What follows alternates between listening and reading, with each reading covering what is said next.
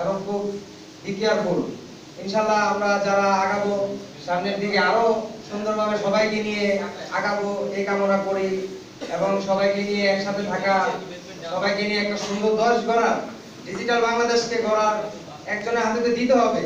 মাননীয় প্রধানমন্ত্রী দেশরত্ন শেখ হাসিনা কি করতেছেন আমাদের দেশের জন্য, ইনশাআল্লাহ আপনারা দেখতেছেন আমাদের দেশের জন্য অনেক উন্নতির দিকে এগিয়ে নিয়ে যাচ্ছে, আমাদের দেশের জন্য দিন রাত পরিশ্রম করে যাচ্ছে এবং তার হাতকে শক্তিশালী করার জন্য মাননীয় মন্ত্রী মোফাজ্জল হোসেন চৌধুরী মায়া সেও দিন রাত পরিশ্রম করে যাচ্ছে।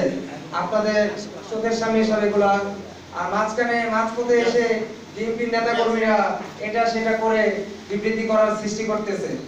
আপনারা এইদিকে অন্তত সতর্ক থাকবেন ইনশাআল্লাহ। এই বলে আর আজকে ইফতার পার্টিতে ইনশাআল্লাহ আমরা সবাই মিলে একত্রিত ইফতার করব, সবাই একসাথে আরো সামনে এগিয়ে যাব এই কামনা করে আজ আমার বক্তব্য আমি এখানে শেষ করছি। জয় বাংলা, জয় বঙ্গবন্ধু, জয় হোক শেখ হাসিনা।